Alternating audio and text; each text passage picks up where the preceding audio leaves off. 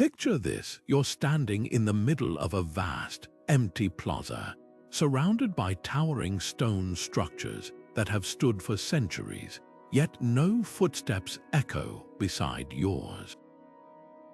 The air is thick with the silence of a place that once buzzed with life, where markets thrived, children played, and generations built their dreams. These deserted cities, frozen in time, aren't just haunting relics of the past. They're living classrooms, holding lessons so powerful they could reshape how we design the cities of the future. From the water-smart terraces of Petra to the sprawling urban networks of Angkor Wat, these ancient ghost towns are whispering secrets about sustainability that modern planners are only beginning to hear. What if I told you that the key to solving some of our biggest urban challenges, water scarcity, overcrowding, even climate resilience, might lie in the very places we've written off as dead and gone? These cities didn't just vanish overnight. Many of them thrived for centuries, even millennia, before fading into history. And the reasons they survived or ultimately collapsed hold clues we can't afford to ignore.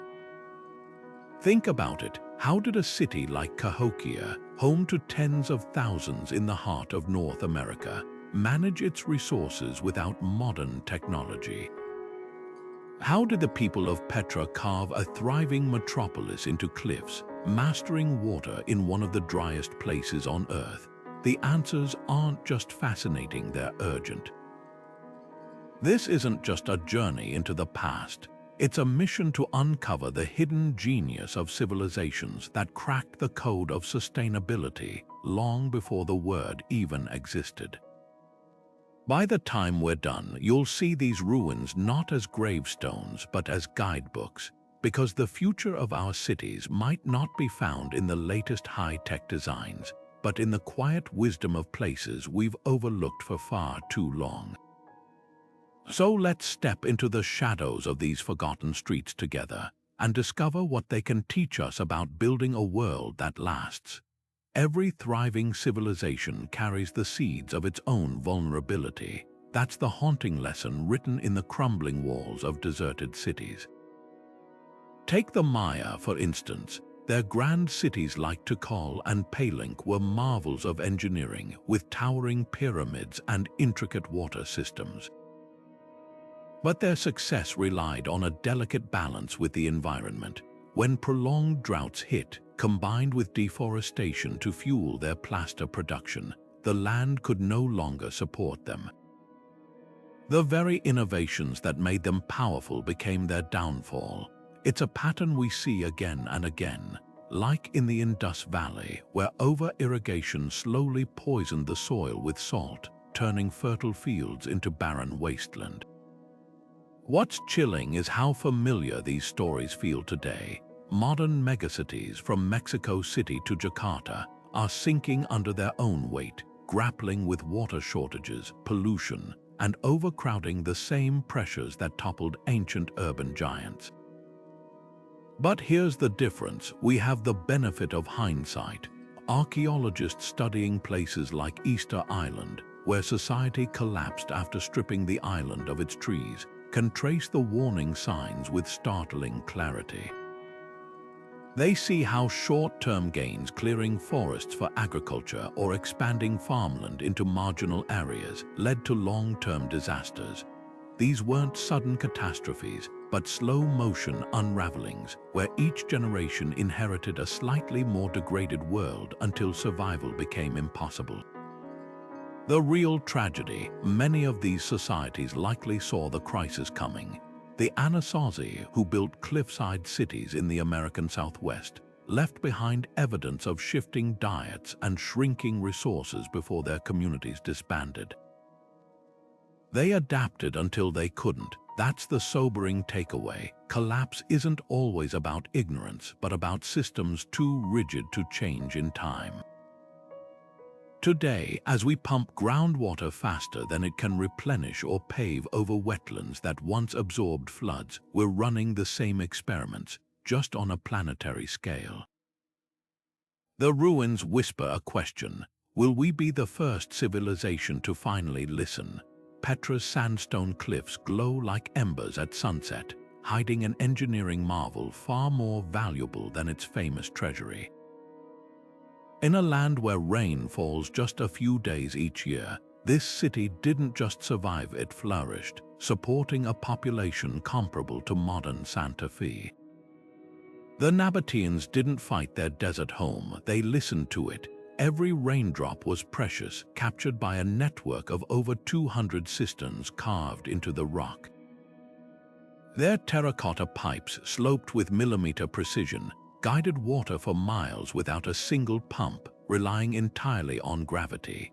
Even their iconic buildings were designed as water harvesting tools. Ornate facades doubled as catchment systems, funneling rainfall into hidden reservoirs beneath the streets. What's astonishing is how these 2,000-year-old solutions mirror cutting-edge water tech today. Las Vegas now uses similar infiltration galleries to recharge aquifers, while Dubai studies Petra's evaporation, reducing cistern designs for its desert farms. The Nabateans even practiced what we'd now call sponge city principles. Their terracing slowed flash floods, allowing water to seep into the ground rather than washing away precious topsoil. Modern cities from Amsterdam to Tokyo are adopting this exact approach to combat climate-fueled floods. Petra's real treasure wasn't gold or spices, but something far rarer, an intimate understanding of water's behavior in dry landscapes. The tragedy: this knowledge nearly vanished when Rome annexed Petra in 106 CE. As priorities shifted to grand Roman baths and imported luxuries, the delicate balance between city and desert unraveled. Within centuries, maintenance of those critical water channels lapsed, and the lifeblood of the city dried up. There's a profound warning here about abandoning local wisdom for flashy imports, whether it's ancient Rome favoring Mediterranean water habits over Nabatean conservation, or modern cities relying on energy-intensive desalination while neglecting simpler, ancient solutions. Petra whispers that sustainability isn't about superiority, but symbiosis, working with a place's natural rhythms rather than forcing it to conform. Angkor Wat's silhouette against the Cambodian dawn hides a paradox. What appears as a lone temple is actually the last standing piece of a metropolis that once housed over 700,000 people. This wasn't just a city, it was an ecological masterpiece, with canals stretching longer than the Thames and reservoirs holding more water than modern Olympic swimming pools. The Khmer engineers turned seasonal monsoons into a precision tool, directing floods to nourish rice paddies that fed an empire, but their greatest strength became their fatal flaw. Dendrochronologists, scientists who study tree rings, have uncovered a chilling timeline. Just as Angkor reached its zenith in the 13th century, the region was hit by decades of erratic monsoons, droughts so severe they cracked the earth, followed by rains so intense they shattered dikes. LiDAR technology now reveals the heartbreaking aftermath: canals clogged with silt from deforestation, reservoirs choked by sediment where clean water once flowed. The Khmer had built a civilization perfectly adapted to predictable weather patterns, but when those patterns shattered, their rigid infrastructure couldn't adapt. Sound familiar? Today's cities from Miami to Mumbai face nearly identical threats, with rising seas and superstorms testing flood barriers designed for last century's climate. What makes Angkor's story especially haunting is the evidence of struggle. Archaeologists find repaired canals, hastily raised embankments, proof that the Khmer recognized the crisis and fought it. But like a patient treating symptoms while the disease progresses, they focused on maintaining their existing systems rather than reimagining them. Modern laser scans show where they desperately redirected water as reservoirs failed, a futile game of hydraulic whack-aim, all against nature's new rules. There's an uncomfortable parallel in how 21st century cities keep rebuilding oceanfront properties after hurricanes rather than retreating to higher ground. Yet Angkor also offers unexpected hope.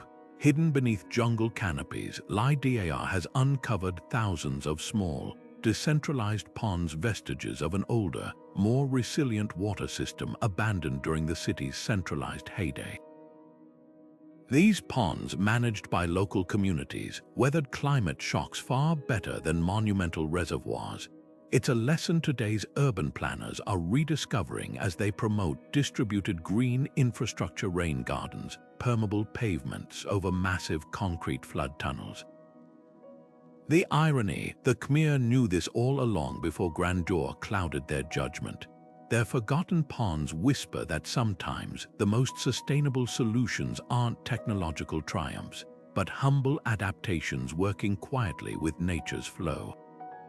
Cahokia's Great Mound rises like a silent sentinel over the Mississippi floodplain, the last relic of a city that once rivaled medieval London in size. But beneath its grassy slopes lies a cautionary tale written in the very dirt. The people here didn't just build with earth, they depended on it. Their sprawling fields of maize, beans, and squash fed a bustling urban center where traders bartered goods from the Great Lakes to the Gulf Coast. Yet within a few generations, the soil that nurtured this powerhouse turned against them. Archaeologists sifting through ancient layers can pinpoint the moment it happened. Corn cobs grow smaller over time, a telltale sign of nutrient-starved earth. The same fertile black gold that made Cahokia possible had been pushed beyond its limits. What's startling is how modern this ancient crisis feels. Today's industrial agriculture faces nearly identical challenges: topsoil erosion, monoculture exhaustion. But with one key difference: Cahokia's farmers had solutions we're only now rediscovering. Before the mounds were built, indigenous communities practiced Three Sisters farming, where corn, beans, and squash grew together in a self-sustaining cycle. The corn stalks supported the bean vines, which fixed nitrogen in the soil, while squash leaves shaded the ground, locking in moisture. It was a perfect ecological loop until population pressure forced shorter fallow periods and expanded monocropping. Sound familiar? From the Dust Bowl of the 1930s to today's shrinking wheat yields in Punjab, history keeps repeating the same mistake. Yet Cahokia's legacy isn't just a warning, it's a blueprint. Modern regenerative farmers are reviving indigenous techniques with remarkable results. In Kansas, fields planted with perennial polycultures inspired by prairie ecosystems now withstand droughts that devastate conventional farms. In Malawi, farmers adopting pigeon-pear rotations, a method echoing Cahokia's lost wisdom, have doubled yields without synthetic fertilizers. The irony is profound. We're spending billions on high-tech soil sensors and genetically modified crops while the answers were buried in Cahokia's earth all along. The real lesson here isn't about failure but flexibility. When the soil failed, Cahokia's people didn't vanish, they adapted. Recent archaeology shows how some communities shifted to floodplain foraging or dispersed into smaller settlements, easing pressure on the land. Their descendants, the Osage and Quapaw nations, carried forward this resilience, maintaining sustainable relationships with the earth that their urban ancestors lost. That's the takeaway modern cities need. Sustainability isn't about perpetually extracting more, but knowing when to change course. As climate shifts threaten today's breadbaskets, Cahokia's mounds stand as a quiet challenge. Will we cling to broken systems, or rediscover the wisdom in the soil beneath our feet? High in the Andes, where tectonic plates grind like restless giants, Machu Picchu clings to its mountain perch with a quiet defiance. While modern cities crumble under earthquakes, these 600-year-old walls have withstood countless tremors without a single crack. The secret isn't in some lost technology, it's in the stones themselves. the Incas mastered a kind of architectural jiu-jitsu, turning the earth's violence into a harmless dance. Each boulder was painstakingly shaped to fit its neighbors like a puzzle, with no mortar to rigidly bind them. When the ground shakes, the stones simply move. They shift, they settle, they absorb the energy rather than fighting it. It's a principle modern engineers call dynamic isolation, and we're only now catching up to its brilliance. Take Lima's colonial buildings, built by Spanish conquerors right beside Inca foundations. When earthquakes strike, the European-style constructions collapse while the Inca walls stand firm. The difference is so stark that Peruvian architects now blend ancient techniques with modern materials. In Japan, where skyscrapers sway like reeds during quakes, engineers have taken inspiration from Machu Picchu's trapezoidal doorways, a design that redistributes seismic forces upward instead of letting them shatter the structure. Even San Francisco's retrofitted buildings use base isolators that mimic the Inca approach, allowing the ground to move beneath them without toppling. But here's what's truly humbling. The Incas achieved this without lasers or computer models. They learned by observing nature, noticing how rivers rounded stones over time, how trees bent without breaking. Their masonry mirrors the way mountains naturally settle, with interlocking forms that become stronger under pressure. Modern seismic labs have tested replicas of Inca walls in earthquake simulators, watching dumbfounded as the structures reassemble themselves after violent shaking. It's as if the stones remember their place, yet Machu Picchu's greatest lesson might be about humility. The Incas didn't try to dominate their environment, they worked with its rhythms. Their terraces follow the mountain's contours, their buildings echo the angles of nearby peaks. Even their urban planning respected the land's fragility, unlike today's cities where we flatten hills and force concrete across fault lines. As climate change intensifies natural disasters, maybe it's time we stopped seeing ancient builders as primitive and started recognizing them as the master engineers they were. After all, their cities still stand while ours keep falling. Great Zimbabwe's stone towers rise from the African savanna like a mirage, their dry, stacked walls defying centuries without a drop of mortar. But these ruins hold more than architectural genius. They're the remnants of an economic revolution.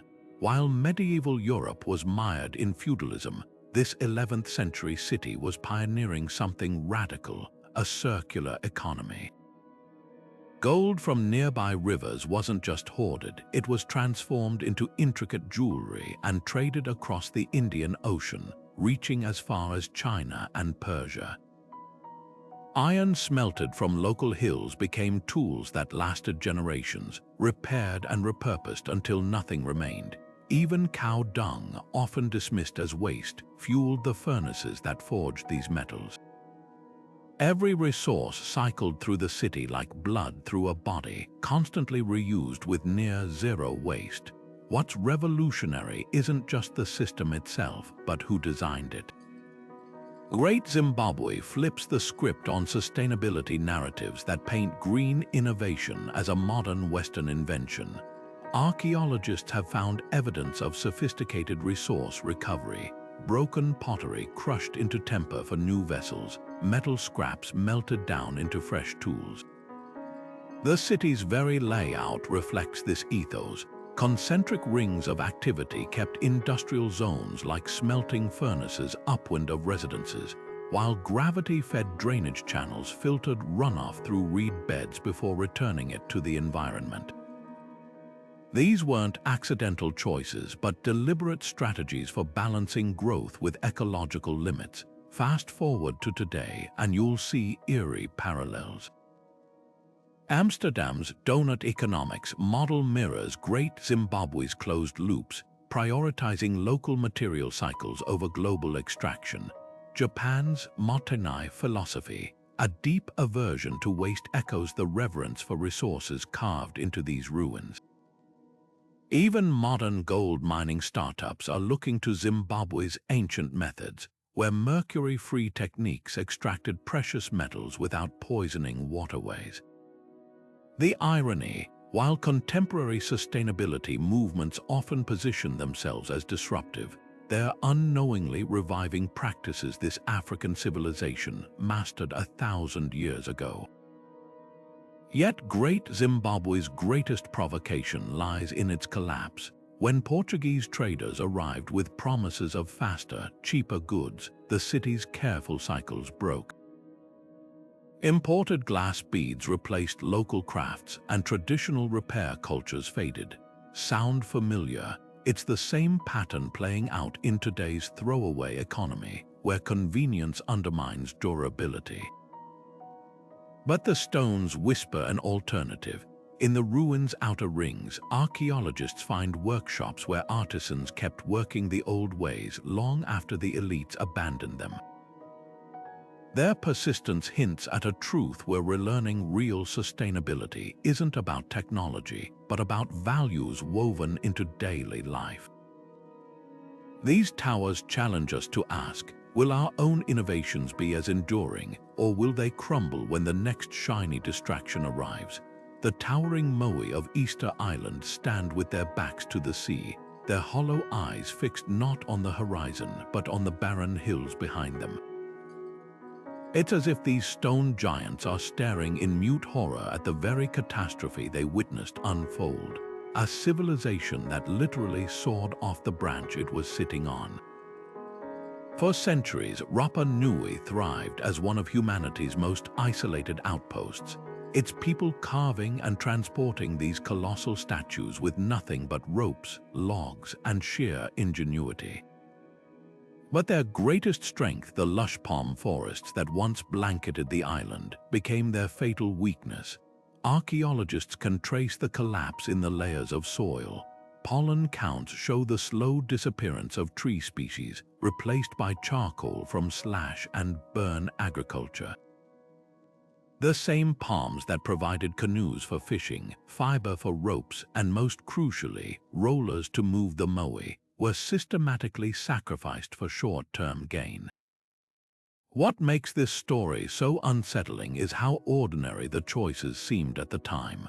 No single generation decided to deforest the island. It happened inch by inch, statue by statue.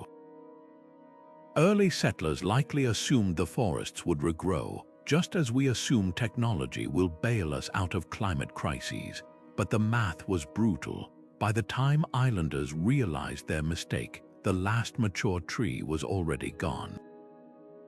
Soil samples reveal the tragic aftermath: erosion so severe that crops failed, canoes couldn't be built for deep water fishing, and clans descended into warfare over scraps. The very statues meant to honor ancestors became tombstones for a way of life. Yet Easter Island's lesson isn't just about trees. It's about how status symbols can blind societies to survival.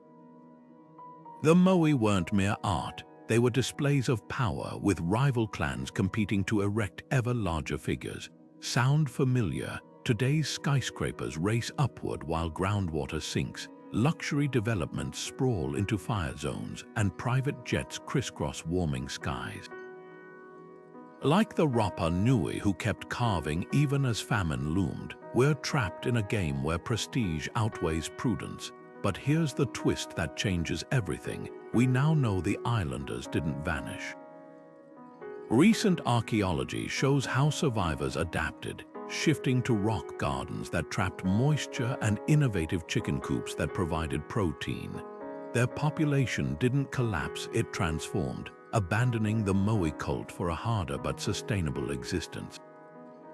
That's the real warning. Collapse isn't about extinction, but about losing what makes life rich. Those blank stone faces ask us whether we'll cling to destructive habits until only survival remains, or find the courage to change course while there's still time. Rising like a mirage from Yemen's scorching Hadramaut Valley, the 500-year-old towers of Shibam defy every modern assumption about how to beat the heat. In a place where summer temperatures regularly top 120 degrees, these mud brick giants, some reaching 16 stories high, stay naturally cool without a single watt of electricity. The secret lies in their thick, hand-sculpted walls, which absorb daytime heat like a sponge and release it slowly through the night. Narrow alleyways between buildings create perpetual shade, while rooftop wind catchers funnel breezes downward in a natural air conditioning system so effective that indoor temperatures can be 30 degrees cooler than outside. This isn't just ancient ingenuity, it's a masterclass in passive cooling that modern architects are scrambling to replicate. Take Phoenix, where glass and steel towers turn into solar ovens during summer months. Engineers there now study Shibam's vertical design, realizing that stacking homes upward like the Yemeni city does reduces sun-exposed surface area by nearly 2/3 compared to sprawl. In Mumbai, where brutal humidity compounds heat stress, builders are adapting Shibam's breathable mud bricks with modern, stabilized earth blocks, mixing clay with a touch of cement for durability while maintaining those precious cooling properties. Even Dubai's flashiest new eco-towers feature solar chimneys inspired by Shibam's wind catchers, proving that the most advanced solutions sometimes come from looking backward. But what's truly remarkable is how Shibam's builders worked with their environment rather than against it. The mud bricks aren't just cheap, they're regenerative, made from local earth mixed with straw and water, then sun-dried without fossil fuels. When a wall crumbles, the material returns to the ground without pollution, ready to be reshaped. Compare that to modern concrete, which accounts for 8% of global carbon emissions. The city's organic shape also tells a story. Towers cluster tightly for mutual shade, their heights precisely calculated to avoid casting shadows on neighbors' vital rooftop gardens. Every element exists in careful balance, a symphony of survival honed over centuries.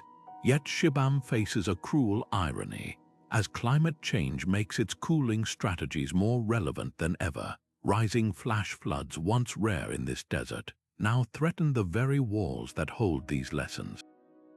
Restoration teams battle to preserve the city using traditional methods, proving that sustainability isn't about freezing time, but about keeping wisdom alive. When a 21st-century architect in Los Angeles designs a zero-energy building with thick thermal mass walls and shaded courtyards, they're not just copying Shibam, they're joining a conversation that began when those first mud bricks were pressed into place under the Arabian sun. The real challenge isn't whether we'll adopt these ideas, but whether we'll honor them deeply enough to adapt as gracefully as Shibam's builders did to their own changing world. The ruins of Tikal and Mohenjo-Daro might be separated by oceans and millennia, but their crumbling walls tell the same cautionary tale, a story of civilizations that put all their eggs in one fragile basket. The Maya relied on elaborate reservoirs that ran dry during prolonged droughts, while the Indus Valley cities depended on a single river system that shifted course without warning. Both were engineering marvels of their time, yet both fell victim to the same fatal flaw. Betting everything on one resource. Fast forward to today, and you'll find modern megacities repeating the gamble. Cape Town's near collapse during its 2017 water crisis revealed how perilously close a 21st-century metropolis can come to ancient fate when it relies on a handful of dams and predictable rainfall.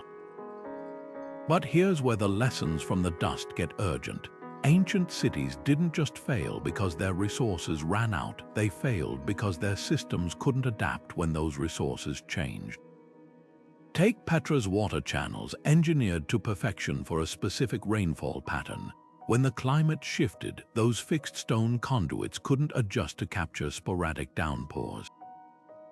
Now compare that to Barcelona's modern response to drought, a portfolio approach combining desalination, wastewater recycling, and medieval-inspired cisterns revived from the city's own history.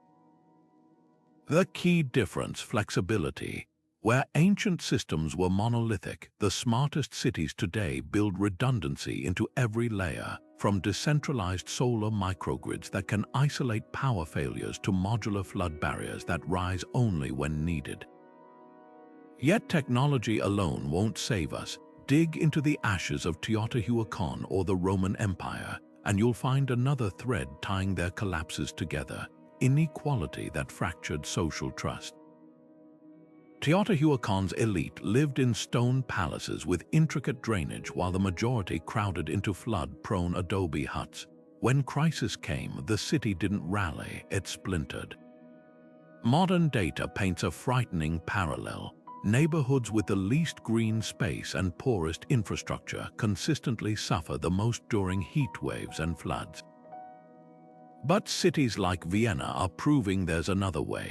By mandating that 40% of all new housing be affordable and equitably distributing cooling parks and flood buffers, they're not just fighting climate change, they're preventing the social fractures that doomed ancient urban giants. The ghost cities whisper a final warning through their empty streets. Sustainability isn't just about surviving the next disaster, but about designing societies resilient enough to evolve.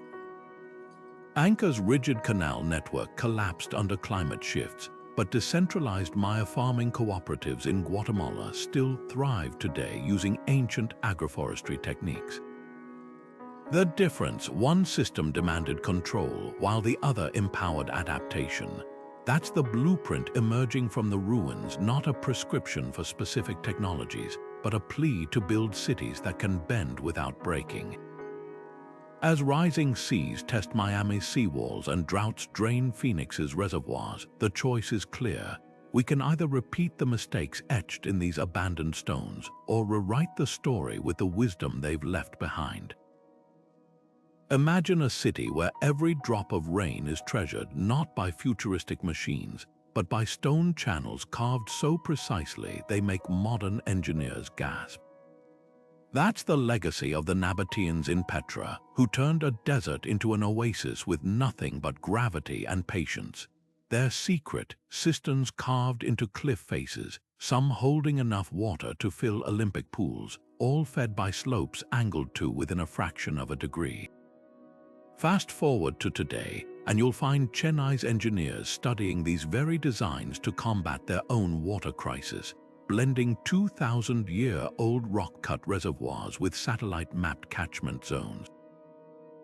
It's a paradox of progress. Sometimes the way forward starts by looking back. Take Rome's aqueducts, monuments of hydraulic genius that delivered over 300 million gallons daily to 1 million citizens. But their real brilliance wasn't in the grand arches we admire today. It was in the humble casella, small distribution tanks that balanced pressure like a prehistoric water grid.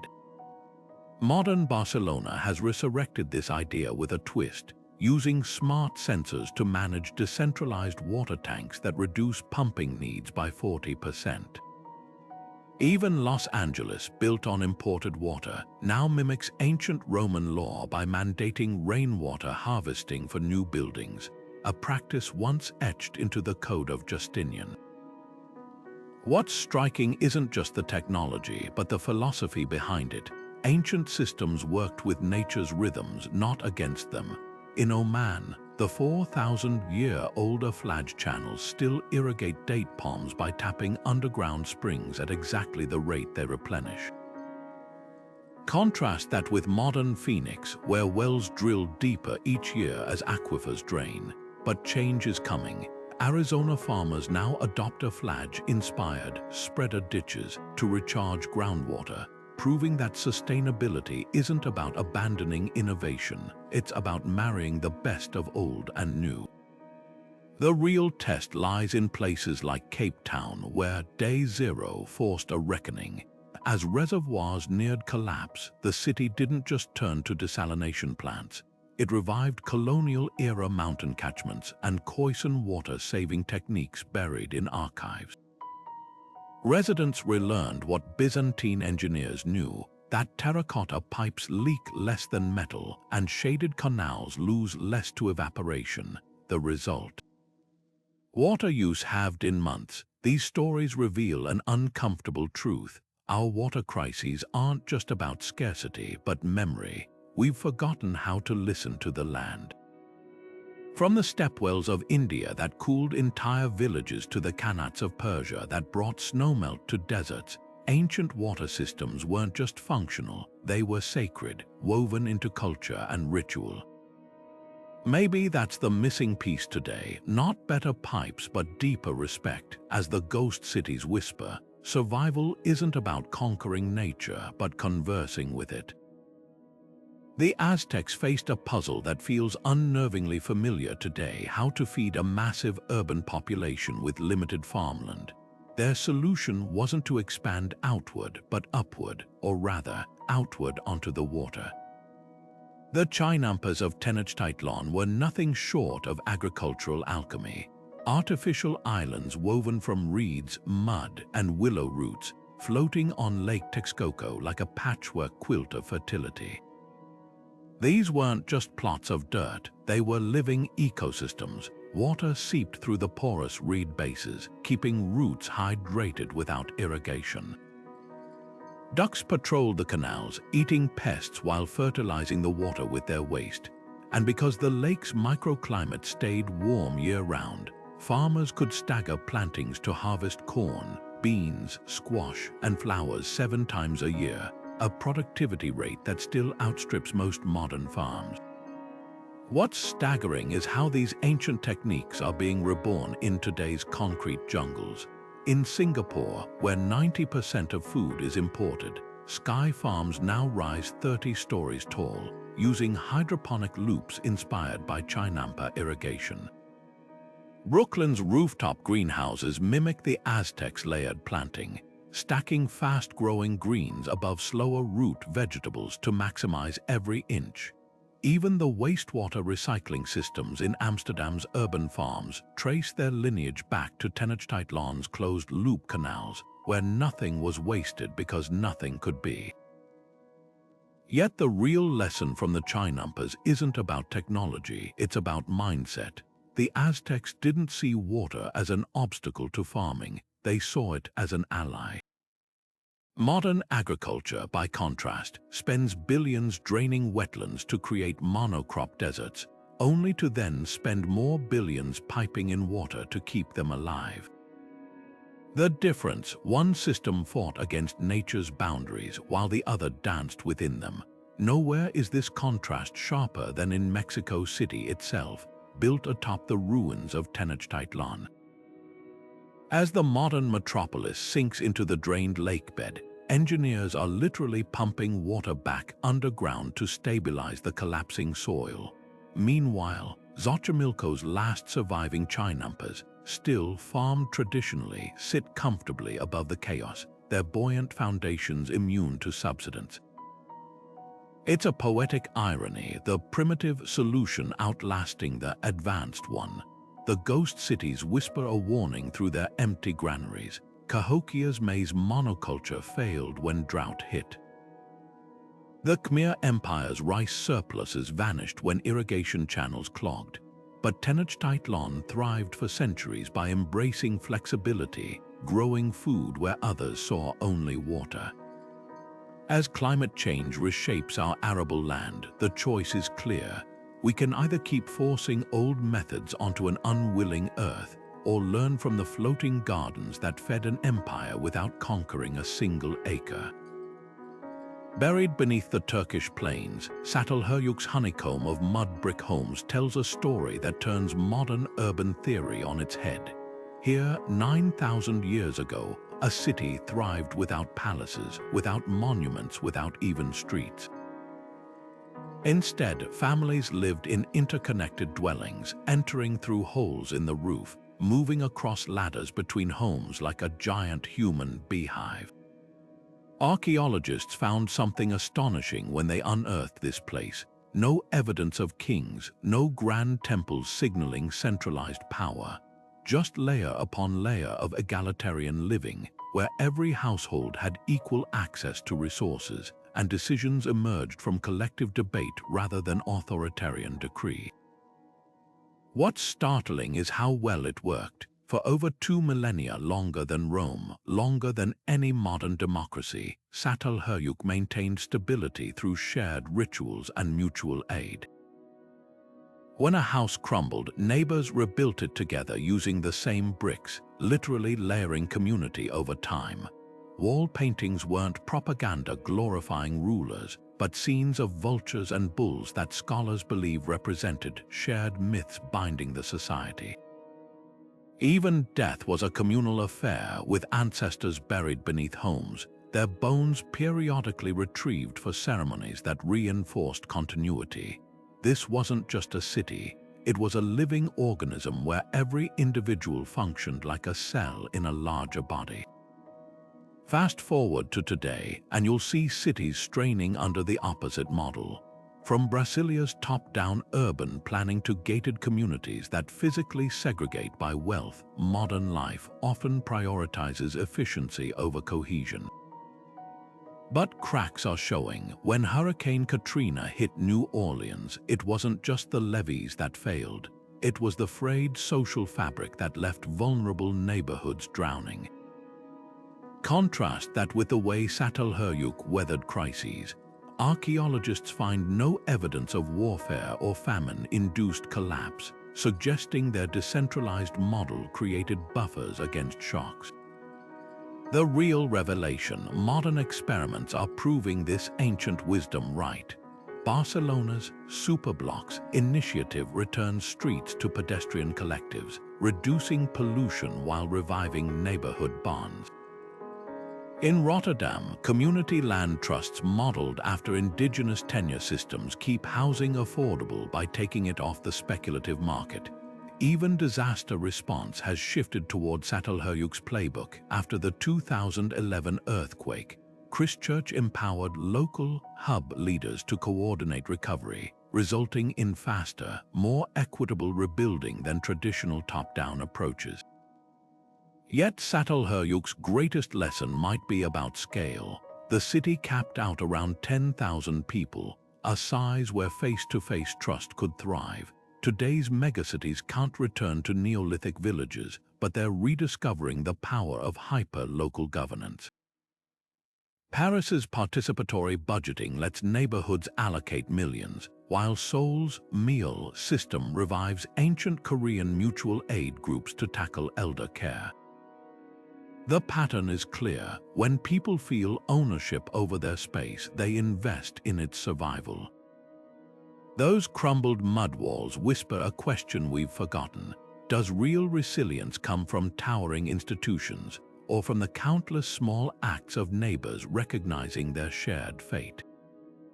As climate change and polarization test our cities, Çatalhöyük's bones remind us that the strongest foundations aren't made of stone, but of trust.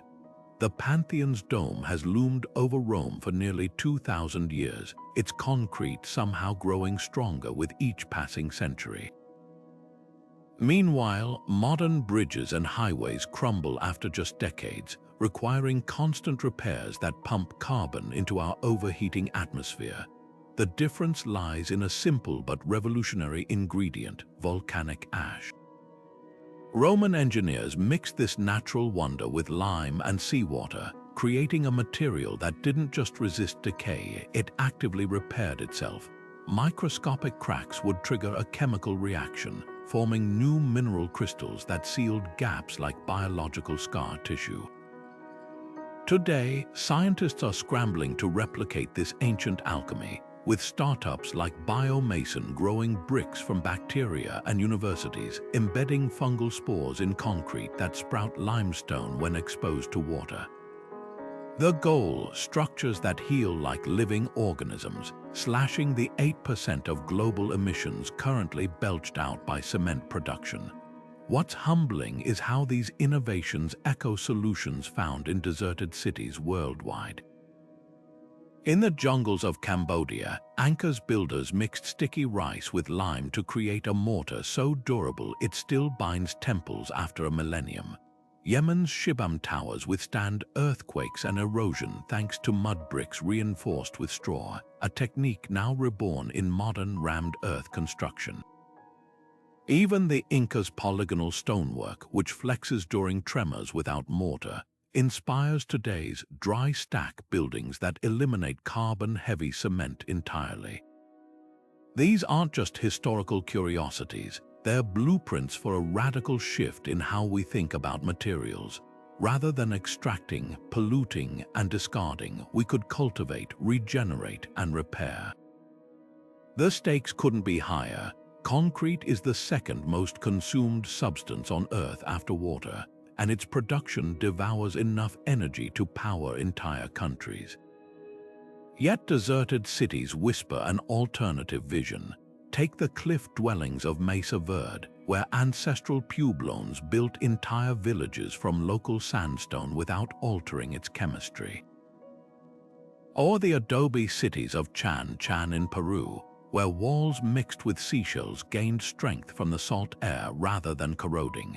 These builders worked with nature's existing recipes instead of forcing materials to conform to industrial processes. Now the race is on to merge ancient wisdom with cutting-edge science. Researchers at MIT are engineering photosynthetic concrete infused with algae that absorbs carbon dioxide while it cures. In Namibia, architects study termite mounds to design buildings that passively regulate temperature without energy-intensive HVAC systems.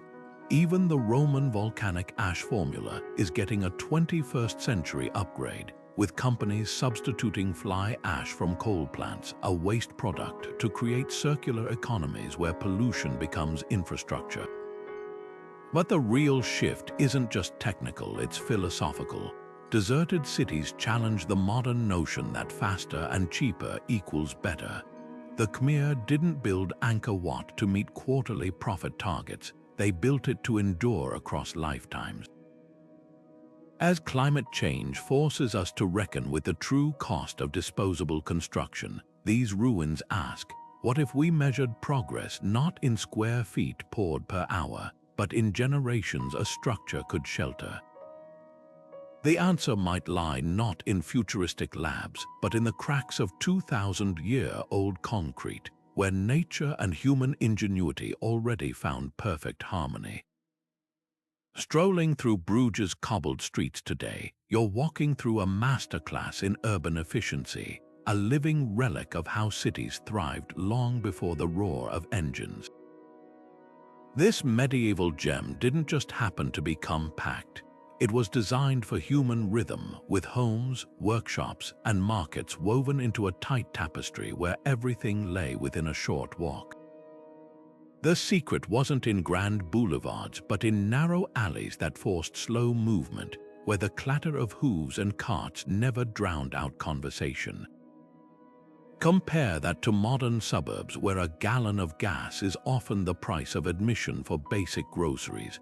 Bruges didn't just avoid traffic jams, it made them impossible by design. What's revelatory is how this ancient layout solves problems we're only now recognizing. The city's mix of residential and commercial spaces, bakers living above shops, blacksmiths beside guild halls, created what urbanists call eyes on the street, a natural surveillance system where communities policed themselves. Crime rates in such areas were historically lower, not because of technology, but because neighbors knew each other's rhythms. Fast forward to today, and you'll see Paris Mayor Anne Hidalgo explicitly citing medieval street patterns as inspiration for her 15-minute city plan, where schools, clinics, and green spaces sit within a quarter-hour walk of every doorstep. The goal isn't nostalgia, it's rediscovering a logic that kept cities livable for centuries. Yet Bruges' genius extended beyond layout. Its canals weren't just picturesque, they were the original cargo networks, moving goods silently and emission-free. Modern Amsterdam is reviving this idea with electric barges replacing diesel trucks, while Venice's centuries-old boat-based logistics now inspire floating delivery hubs in flood-prone Miami. Even waste management had lessons. Medieval households composted organic matter in courtyard gardens, a practice now reborn in Seoul's mandatory food recycling program that diverts 6,000 tons daily from landfills. The past isn't just a curiosity, it's a prototype. The irony, many medieval cities lost their walkability not by accident but by deliberate demolition. Post-war planners bulldozed tangled alleys for car-friendly grids, dismissing old layouts as chaotic. Today, neuroscientists push back, showing how curved, irregular streets like Bruges actually reduce stress by offering visual variety and discovery, unlike the monotony of suburban sprawl. Cities from Barcelona to Boston are now undoing these improvements, tearing up asphalt to reveal buried cobblestones and reinstalling benches where parking lots once stood. But here's the twist: returning to pre-car wisdom doesn't mean rejecting progress. Bruges' density worked because it paired tight streets with hidden courtyards and rooftop gardens, private oases balancing public bustle. Modern micro-apartments fail when they omit this duality, cramming people into cells without escape. The true lesson is in the layering, compactness yes, but with pockets of breathing room. As Copenhagen proves by blending bike lanes with medieval squares, the sweet spot lies not in mimicking the past blindly, but in translating its deeper patterns for our age. Those winding alleys whisper a question: will we keep designing cities for machines or remember how to build them for souls?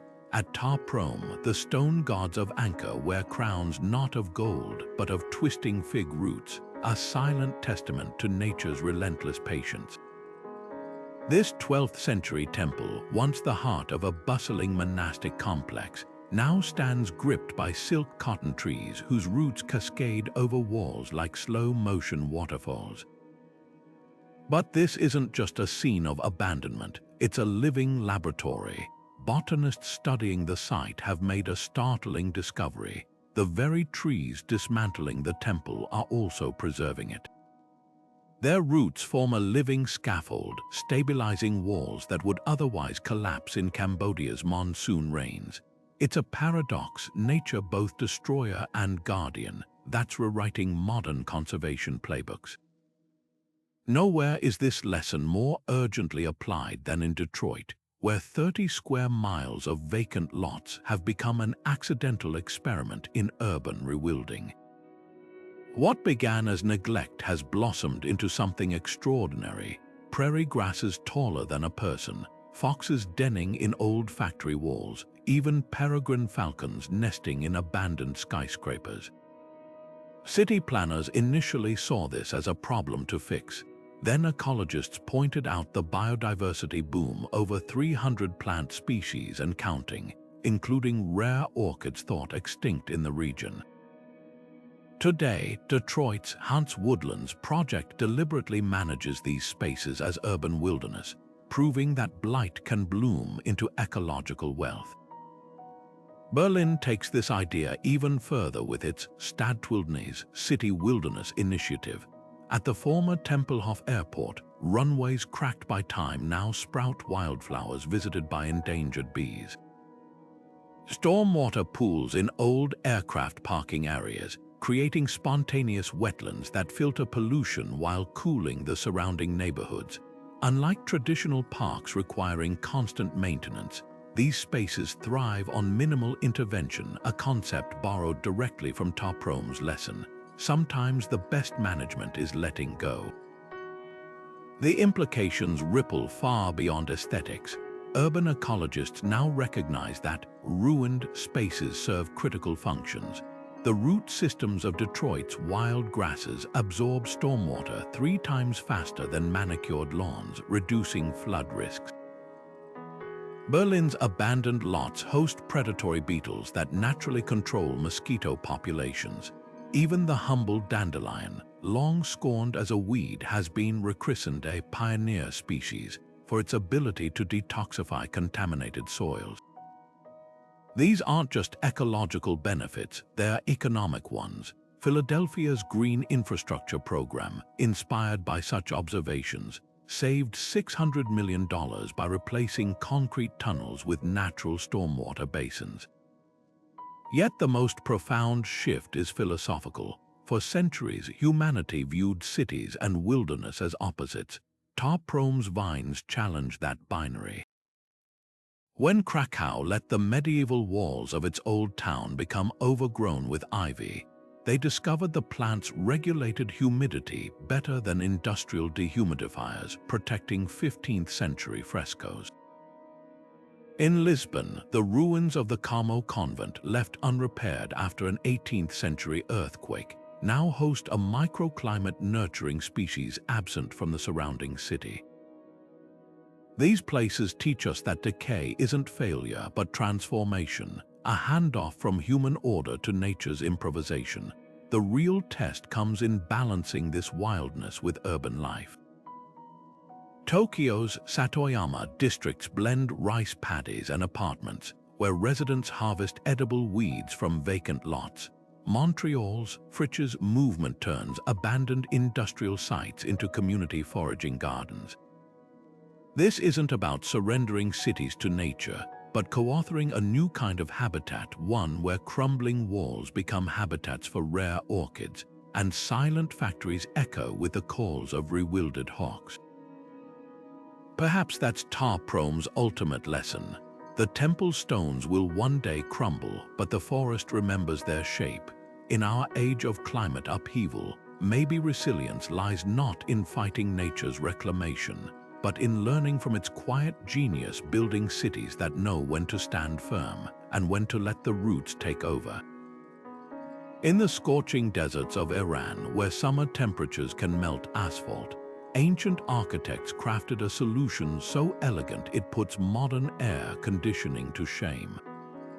The badgers, or wind catchers, rise from Yazd's skyline like giant chess pieces, their slotted towers pulling cool breezes down into homes below without consuming a single watt of electricity. These weren't just decorative, they were precision instruments. Each opening was angled to capture prevailing winds, while internal shafts created a convection current that drew hot air upward and out. Some even included clay water vessels at their bases, adding evaporative cooling to the mix. The result: indoor temperatures 20 degrees cooler than the blazing streets, achieved through nothing but physics and craftsmanship. What's revolutionary isn't just the technology, but the philosophy behind it. The badgers didn't fight the desert's harshness, they danced with it. Modern architects are finally catching up. In Arizona's Sonoran Desert, a net-zero home called the Breeze House uses badger-inspired towers to slash cooling costs by 70%.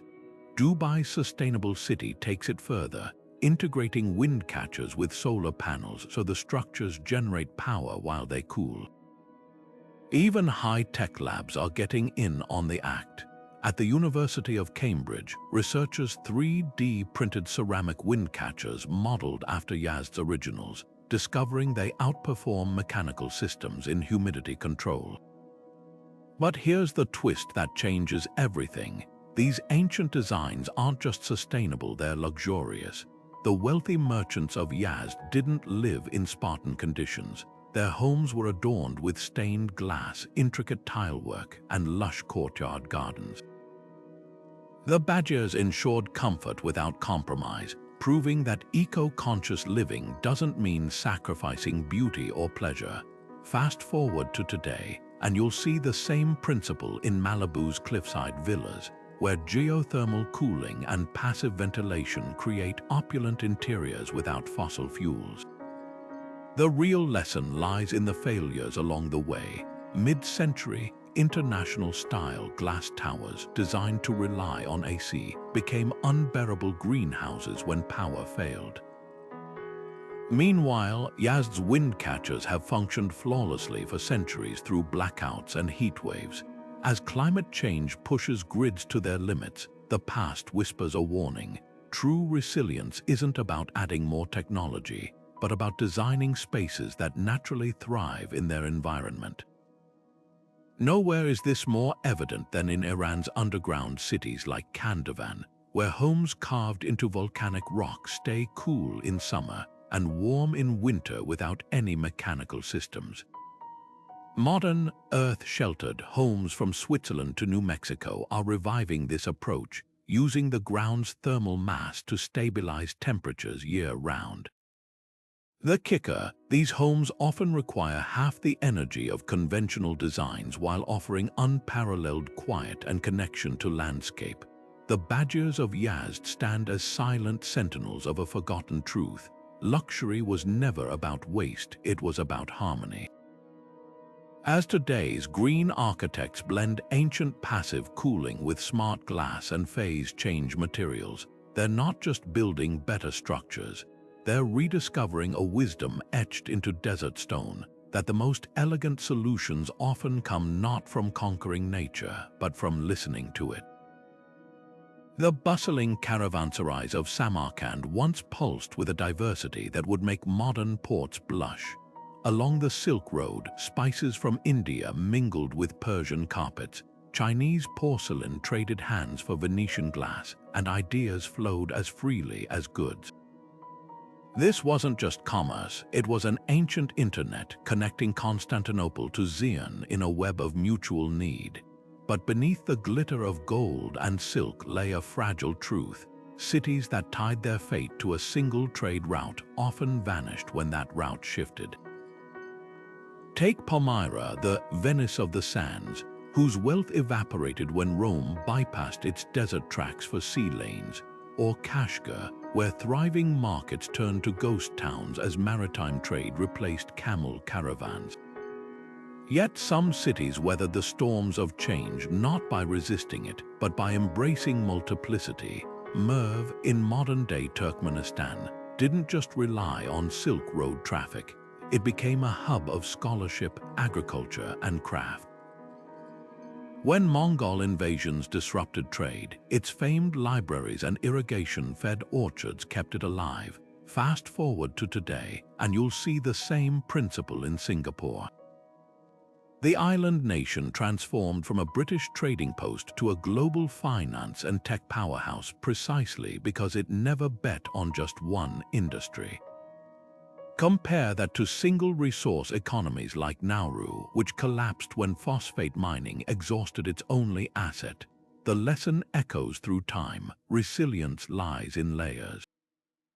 Venice didn't just trade, it manufactured glass so exquisite that buyers crossed continents for it. Guangzhou thrived not only as a port but as a ceramics innovator, its kilns constantly refining new glazes.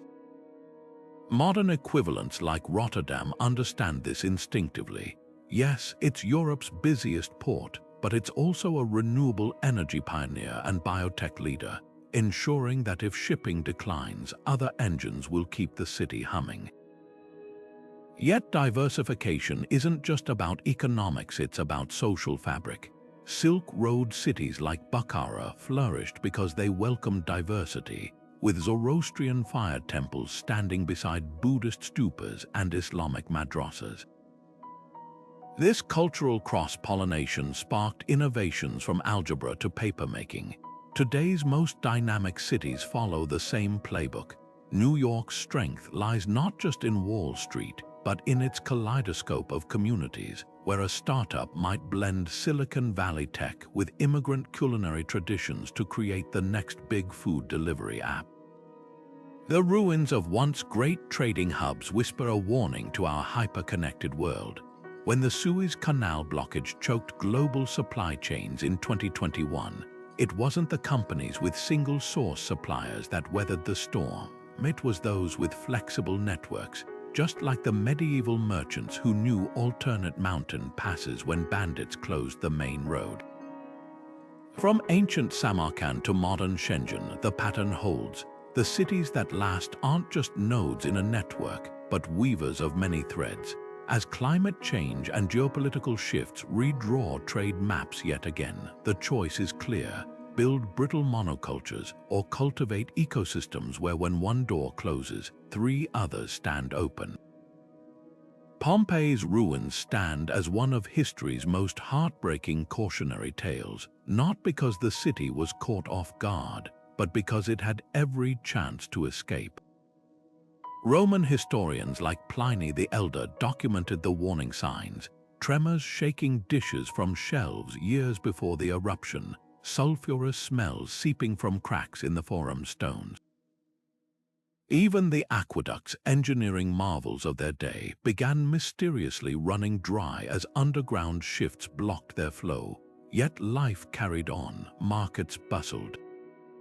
Homes were rebuilt atop the same unstable ground. When Vesuvius finally erupted in 79 CE, it wasn't just nature's fury that doomed Pompeii. It was the human tendency to dismiss slow-moving disasters until they become unstoppable. This pattern repeats with eerie familiarity today. California's seismic sensors now detect hundreds of minor quakes along the San Andreas Fault each year, yet many homeowners still skip earthquake retrofits, betting the big one won't come in their lifetime. Japan's towering tsunami walls, built after the 1933 disaster, lulled communities into complacency until 2011's waves overtopped them. The lesson isn't that preparedness fails, it's that half measures breed false security. Pompeii had evacuation routes, but no drills to practice them. Modern Miami has flood maps, yet developers keep paving over wetlands that once absorbed storm surges. What sets resilient societies apart isn't just infrastructure, but culture.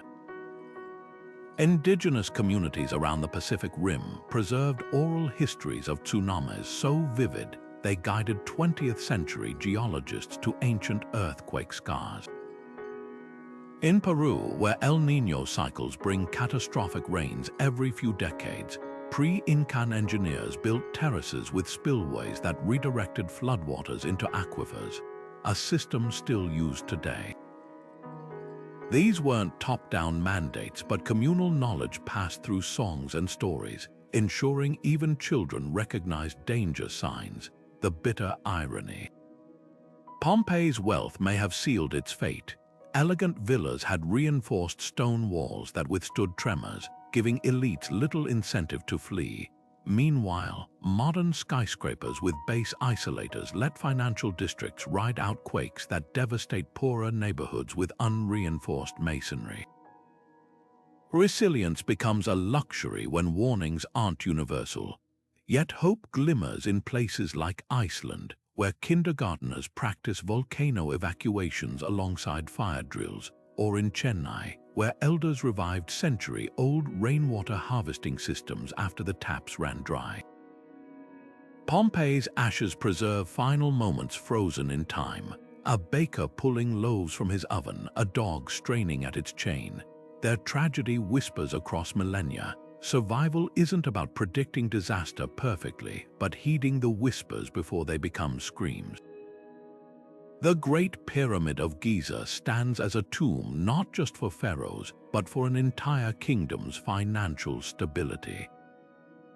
Historians now believe the obsession with monumental construction may have drained Egypt's treasury to the point of collapse. Workers' wages paid in onions and beer as grain stores dwindled, trade networks strained by the demand for exotic stones, and farmland neglected as laborers were diverted to construction. The irony is crushing. These symbols of eternal power may have accelerated their civilization's decline. Fast forward to today's glittering skylines, where billion-dollar Star-Trek towers twisted, tilted, and sheathed in energy-guzzling glass serve as modern pyramids for corporate pharaohs. Dubai's Burj Khalifa consumes enough electricity daily to power a small town, while New York's pencil-thin luxury towers sit half-empty, their heated pools and private spas maintained for occasional billionaire visits.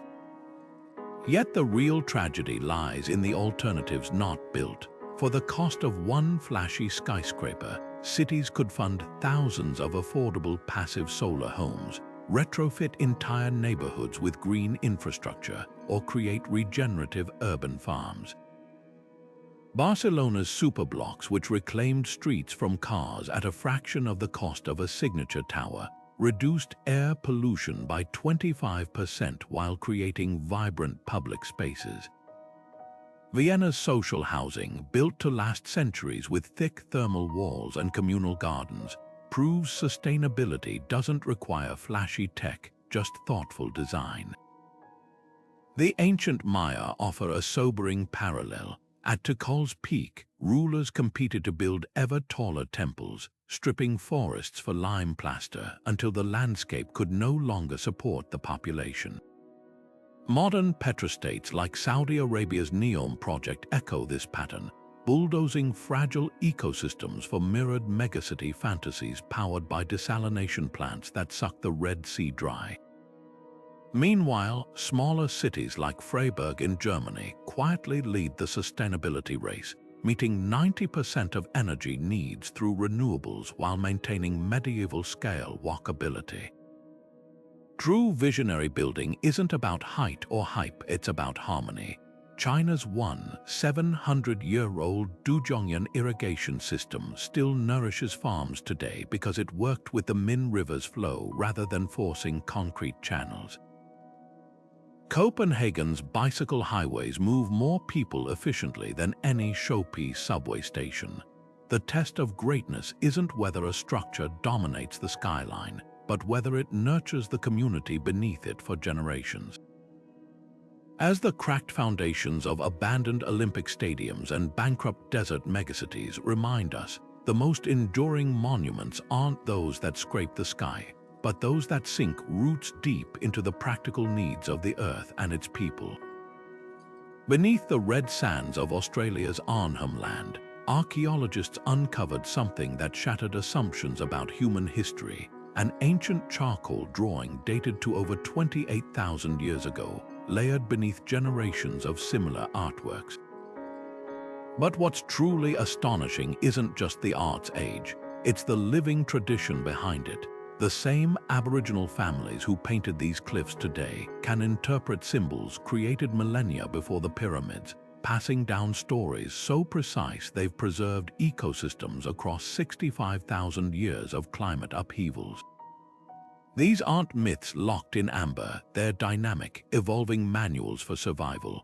When elders sing of waterholes that, remember, rains from centuries past, they're referencing real hydrological cycles modern science has only recently mapped with satellites. This cultural memory works differently than archives or hard drives. The songline's intricate oral maps woven through music, dance, and painting don't just describe landscapes, they actively maintain them. In the Daintree rainforest, certain ceremonies coincide with fruiting seasons that prompt cassowaries to disperse seeds.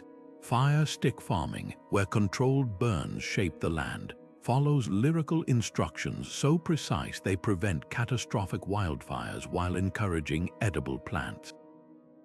Compare that to California's modern struggles with megafires after suppressing indigenous burning practices for a century. The difference: one system treats knowledge as a static commodity, the other sees it as a reciprocal relationship between people and place. Nowhere is this more urgent than in our digitizing cities. Singapore's Smart Nation initiative tracks everything from traffic to trash bins, yet loses the kampong wisdom of stormwater gardens that once lined its villages. Amsterdam's data centers store petabytes on flood control, while forgetting how medieval farmers used floating peat to buffer storm surges.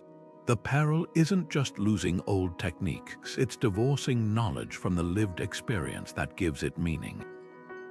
When Tokyo digitized tsunami evacuation routes without the community walks that once made them second nature, elderly residents got lost during drills. Yet hope flickers in hybrid approaches. In British Columbia, the Haida Nation partnered with technologists to encode traditional fishing limits into AI-assisted fishery monitors, not as rigid rules, but as adaptive algorithms that respect lunar cycles elders observed. Botswana's San people now overlay their ancestral desert navigation songs onto GPS units, creating living waypoints that update with each generation's journeys. Even Google's Earth engine has begun integrating Aboriginal fire calendars with real-time satellite data to predict bushfires. The lesson whispers through time. Resilience isn't just about storing facts, but sustaining the relationships that make knowledge alive. When the Andaman Islanders sang of the ground that shakes and swallows, they preserved tsunami survival strategies through oral episodes that saved tribes in the 2004 Indian Ocean disaster. Meanwhile, Sri Lanka's modern warning sirens failed. As climate chaos accelerates, the choice isn't between tradition and technology. It's about weaving them into something tougher than either. The songlines remind us the oldest futures are those still being sung. Easter Island's towering moai cast long shadows over more than just an abandoned beach. They reveal a truth that chills modern economists to the core. At its peak, this isolated civilization supported 15,000 people, carving and transporting those iconic statues with intricate pulley systems made from the island's lush palm forests. But pollen samples tell the grim story. As the trees vanished, so did the ropes, canoes, and eventually the society itself. The islanders didn't just lose resources, they lost the very possibility of adaptation.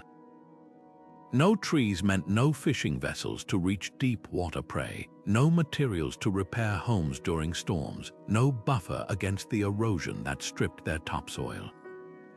Their tragedy wasn't mere bad luck, it was a mathematical certainty. On an island just 63 square miles, infinite growth was never an option. This isn't ancient history, it's a mirror. Modern economists like Kate Raworth point out that Earth, too, is an island of sorts, with hard ecological limits we're already brushing against. The parallels are unnerving. Like the Rapa Nui who kept carving moai even as famine loomed, we chase GDP growth while aquifers drain and carbon ppm climbs, but abandoned cities worldwide whisper an alternative. Take the medieval hill towns of Italy's Civita di Bagnoggio, now called the Dying City. Unlike Easter Island, its decline wasn't from resource exhaustion but strategic choice. As trade routes shifted, residents gradually moved rather than overextending. Their legacy, a perfectly preserved time capsule that now thrives through careful tourism, proving that sometimes contraction isn't failure but foresight. The Khmer Empire's collapse holds another clue. At Angkor's height, engineers reshaped entire watersheds to feed rice paddies that supported 1 million people. But dendrochronology shows how rigid that system became. When monsoons grew erratic, the canals couldn't adapt. Contrast that with Bali's Subak system, where decentralized water temples have regulated rice terraces for 1,000 years. Farmers meet not to maximize output but to balance water shares for all, ensuring no single season's overplanting jeopardizes future harvests. It's degrowth in action, prioritizing stability over endless expansion. Modern experiments are putting these lessons to the test. Amsterdam's donut economics model explicitly rejects GDP as the sole success metric, instead measuring access to healthcare, clean energy, and affordable housing within ecological boundaries. Barcelona's superblocks trade car-centric growth for pedestrian plazas that reduce asthma rates while boosting local business. Even Japan's shrinking towns like Kamakatsu have turned population decline into an opportunity, pioneering zero-waste systems that create jobs while cutting landfill costs. The ruins whisper a radical truth. Thriving isn't about perpetual growth, but about designing systems that flourish within limits. As the cracks in our own infrastructure widen, water wars in the American West, energy grids buckling under demand, Easter Island's moai stand as silent judges. Will we cling to broken metrics until the last tree falls, or learn from the civilizations that chose balance over monuments? The choice isn't between progress and collapse, but between different definitions of what progress means. Perhaps real advancement looks less like a skyrocketing stock ticker and more like a well-tended garden knowing when to plant, when to prune, and when to let the land breathe. Dubai's skyline glitters like a mirage, its glass towers sheathed in solar reflective coatings and chilled by armies of air conditioners working overtime against the desert heat.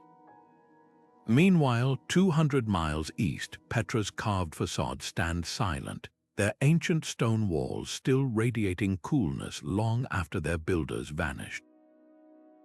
These two cities, one racing toward the future, the other whispering from the past, offer a living experiment in how civilizations choose to confront extreme environments. Dubai's approach is a full-scale rebellion against nature. Artificial islands shaped like palm trees, indoor ski slopes in 120-degree heat, and a daily energy appetite that could power a small country. Petra, by contrast, didn't fight the desert, it listened to it. The Nabateans positioned their city in a wind-sculpted canyon where breezes funnel naturally through narrow passages, while their terracotta pipes used gravity, not pumps, to distribute water. The stakes of this experiment are playing out in real time. Dubai's Burj Khalifa, the world's tallest building, requires an estimated 50 million gallons of water annually just to cool its interior, enough to fill 75 Olympic swimming pools. When power grids flicker during sandstorms, elevators stall and temperatures inside glass-walled apartments skyrocket. Contrast that with Petra's treasury, where the rock-hewn chambers maintain a steady 68 degrees year-round without a single watt of electricity. The secret lies in thermal mass, the same principle modern architects are rediscovering with rammed earth walls and phase-change materials. While Dubai's towers bake in the sun like greenhouse, Petra's stone absorbs daytime heat and releases it slowly at night, creating a natural buffer against temperature swings. Yet the divide isn't just about technology, it's about time. Dubai's glittering facade comes with an expiration date. The synthetic materials coating its buildings degrade under relentless UV exposure, requiring constant repairs. The Palm Jumeirah's artificial islands, built from dredged seabed, are sinking at alarming rates, with erosion threatening billion-dollar homes. Meanwhile, Petra's sandstone structures, though weathered, have endured earthquakes and flash floods for 2 millennia. The difference: one city was built to impress, the other to endure. When Roman engineers tried to modernize Petra with Mediterranean-style aqueducts, the delicate water balance collapsed within centuries.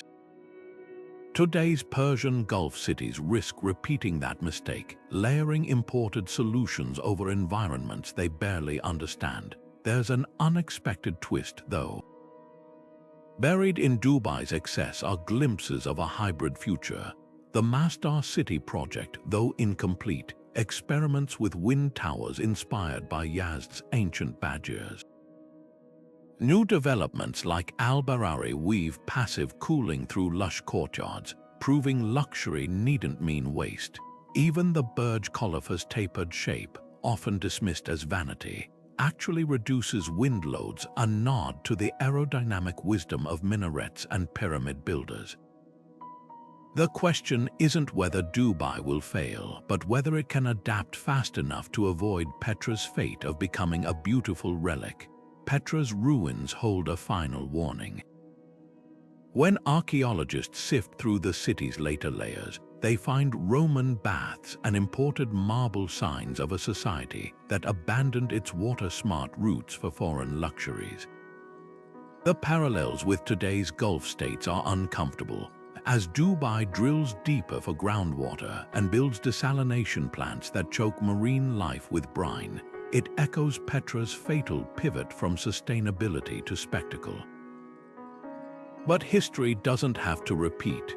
The same LiDAR technology mapping Petra's lost water channels now guides Abu Dhabi's aquifer recharge projects. Solar panels, unimaginable to the Nabateans, could one day power desalination without fossil fuels. The truth is, desert cities don't have to choose between ancient and modern, they must fuse them. Imagine a skyline where glass towers incorporate Petra's thermal mass principles, where wind catchers crown data centers, where artificial islands mimic the natural erosion control of mangrove roots. The blueprint isn't locked in the past or sold by tech startups, it's carved in stone by civilizations that thrived where others saw only wasteland. The test won't be whose buildings shine brightest, but whose shadows still shelter generations when the oil runs dry and the AC units fall silent. Costa Rica's lush rainforests tell a story of redemption, one that starts with the Maya's forgotten wisdom and ends with policy shifts that could reshape our urban future. Centuries ago, Maya cities like Tikal surrounded themselves with forest gardens, where towering canopy trees shaded cacao and vanilla vines, while root systems prevented erosion. It was agriculture and ecology woven into one. Fast forward to the 1980s, when Costa Rica faced a crisis. Rampant deforestation had stripped half its tree cover, turning fertile land into dust. Then something remarkable happened. Inspired by indigenous practices, the government flipped the economic script. They paid farmers to replant trees, not cut them down. Today, over 60% of the country is forested again, and ecotourism brings in more revenue than coffee and bananas combined. This isn't just about planting trees, it's about rewriting the rules of development.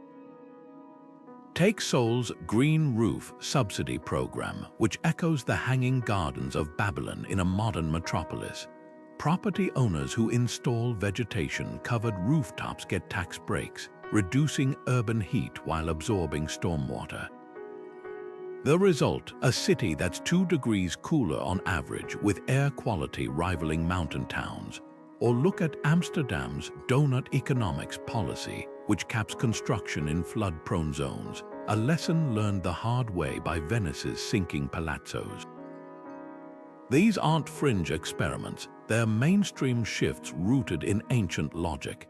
The Maya didn't need carbon taxes because their cosmology saw trees as sacred. Today's policies bridge that gap between belief and incentive. Portugal's pay-as-you-throw waste system, where households are charged by the kilo for non-recyclables, mirrors the zero-waste ethos of Great Zimbabwe's circular economy. Even single-use plastic bans, from Rwanda to Bali, follow the Indus Valley's lead. Archaeologists find fewer clay shards in later layers of Mohenjo-Daro, suggesting they too phased out disposables as resources dwindled. Yet the boldest policies tackle not just materials but mindsets.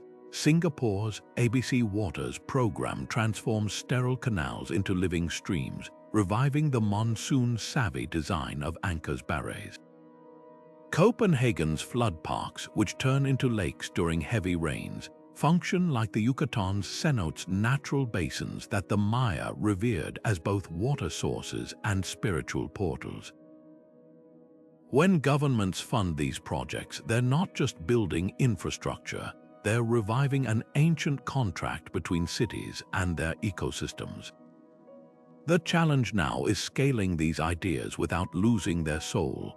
Costa Rica's success hinged on respecting campesino knowledge, the same wisdom that Maya farmers used to read soil health by the butterflies hovering over it. Modern policies work best when they're co-created, like Barcelona's superblocks, which emerged from neighborhood assemblies rather than top-down decrees. As the ghosts of Petra and Cahokia remind us, sustainability isn't a technology problem, it's a values shift. And that shift starts not in boardrooms, but in the quiet acknowledgement that the past holds blueprints not of obsolescence, but of survival. The towering skyscrapers of modern cities might seem worlds apart from the abandoned ruins of Petra or Cahokia, But the path to sustainability starts with the same simple truth. Every empire's collapse began with individual choices, just as every lasting civilization grew from daily acts of collective care. You don't need to carve cisterns into cliffs like the Nabateans to make a difference. Start where you are. A rain barrel on your apartment balcony mimics Petra's water harvesting on a micro scale, capturing storms that would otherwise overwhelm sewers. Cities like Tucson now offer rebates for these ancient meets modern systems, proving that small steps ripple outward. Consider the humble bike lane. What seems like a strip of paint is actually a revival of medieval Bruges walkable logic. When Copenhagen prioritized cycling in the 1960s, it wasn't innovation. It was remembering that streets once belonged to people, not machines. Your petition for protected bike corridors does more than reduce emissions. It echoes the Mayan Sakbiab, those raised white roads that connected cities without disrupting the forest floor. Even failed efforts matter. Rome's abandoned aqueducts taught later engineers how not to build, just as today's pilot projects from pop-up bike lanes to guerrilla gardens test what sticks. Urban farming co-ops might sound trendy, but they're really a return to Tenochtitlan's Chinampas, where food grew where people lived. Detroit's vacant lots, once symbols of decline, now bloom with community orchards yielding apples, peaches, and something even more vital, neighborhood bonds. When you join a seed swap or tend a plot, you're not just growing kale, you're practicing the same resource looping that kept Great Zimbabwe's towers standing for centuries. The ghost cities whisper a warning. Top-down solutions often crumble. Angkor's kings commanded vast reservoirs, but when the rains shifted, their rigidity became a liability. Meanwhile, Bali's Subak system, a network of farmer-led water temples, has flexed with climate shifts for a millennium. Your choices today mirror that wisdom. Composting isn't just waste reduction. It's relearning the soil-building techniques Cahokia forgot when it prioritized short-term harvests. Voting for green infrastructure isn't just politics. It's reviving the decentralized water management that kept Shibam's towers cool. Real change starts where ancient wisdom and modern life intersect, not in grand gestures, but in the quiet accumulation of ordinary acts. The next time you walk past a rain garden filtering street runoff, recognize it as a descendant of Petra's terracotta pipes. When you choose a reusable bottle over plastic, you're rejecting the throwaway culture that drained Easter Island's palms. Deserted cities didn't fail overnight. They faded through thousands of small disconnections from their environment. But the inverse is also true. The future belongs to those who weave sustainability into the fabric of daily life, stitch by stitch, until the whole tapestry holds. These silent stone sentinels aren't just haunting relics, they're teachers. Their ruins map the pitfalls of hubris and the rewards of harmony with nature. As climate change looms, their blueprints offer hope. We don't need to invent sustainable cities from scratch. We just need to remember.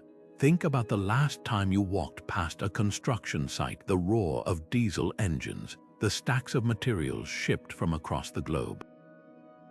Now picture Petra's craftsmen shaping sandstone with nothing but copper chisels and patience, or the Inca fitting stones so precisely a razor blade couldn't slip between them. These weren't primitive methods, they were masterclasses in doing more with less. The irony, today's 3D printed eco-homes and self-healing concrete are just catching up to what ancient builders knew instinctively.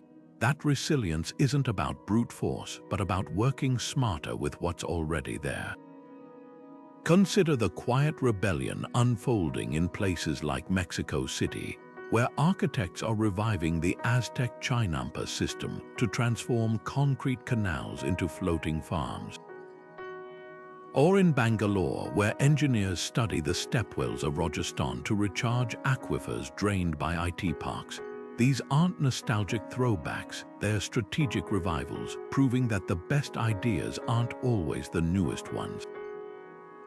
Even Dubai's futuristic skyline now borrows from Shibam's mud towers, using thick thermal walls to slash air conditioning costs.